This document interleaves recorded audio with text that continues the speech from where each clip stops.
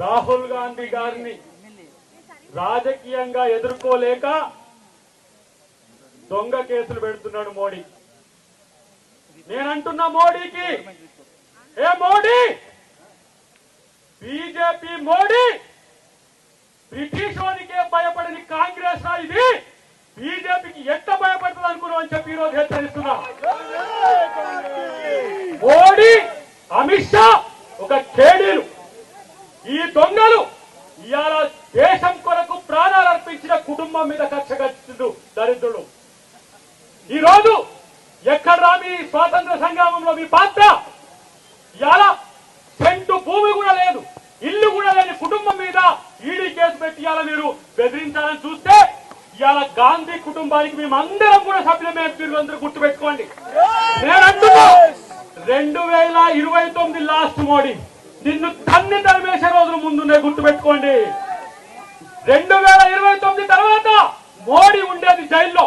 నేను అంటున్నా ఒక మాట, రాఫెల్ డీల్లో నువ్వు అనిల్ అంబానీకి ఇవాళ 45,000 కోట్ల రూపాయల హవాలా చేసినావు. మేము కనుక రేపు అధికారంలోకి వస్తే మేము కేసు పెట్టి నిన్ను జైల్లో పంపలేమా? దొంగతనం చేసింది మీరు, కేడుని మీరు. ఇలా రాహుల్ గాంధీ మీద, అమ్మ సోనియా గాంధీ మీద ఇలా మీరు కుట్రలు పండుతున్నారు. ఒక్క మాట, ఆర్ఎస్ఎస్ ఈ రోజు ఇలాంటి దరిద్రపు కొట్టు నాయకులను ఈ దేశానికి ఇచ్చిందా? ఆర్ఎస్ఎస్ యొక్క విధానం మీద ఈ దేశ ప్రతిపక్ష నాయకుడిని మొత్తం టెర్మినేట్ చేసిన చరిత్ర ఇవాళ బీజేపీకి ఉన్నది. భయపడ్డా రాహుల్ గాంధీ?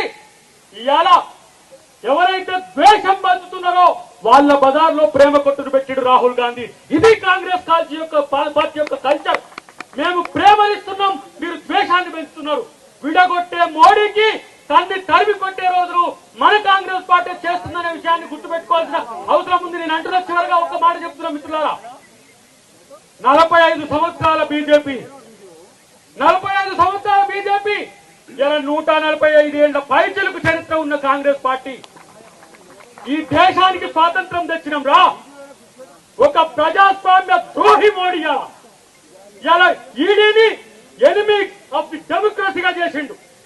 దేశంలో ఎవరైనా ప్రజాస్వామికవాదులు ప్రశ్నిస్తే వాళ్ళ మీద దాడులకు పూజగలుపుతున్న మోడీని పాతాళంలోకి తొక్కడమే మన లక్ష్యంగా ఉండాలని చెప్పి నేను కాంగ్రెస్ అందరికీ కూడా తెలియజేస్తున్నా.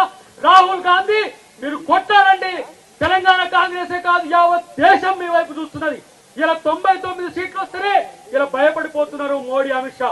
రేపటి కనుక అధికారంలోకి వస్తుందని ఒక ఆలోచన కనుక ఉంటే ఇలాంటి పరిస్థితిలో వస్తే మా బతికేందని చెప్పేలా మోడీ చూస్తున్న పరిస్థితి. కాబట్టి ఇవాళ దేశ ద్రోహులుగా మోడీ, అమిత్ షా ఉన్న స్థితిని మనమందరం కూడా గమనించి కాంగ్రెస్ పార్టీని రక్షించుకోవాలి, ప్రజాస్వామ్యాన్ని రక్షించుకోవాలి.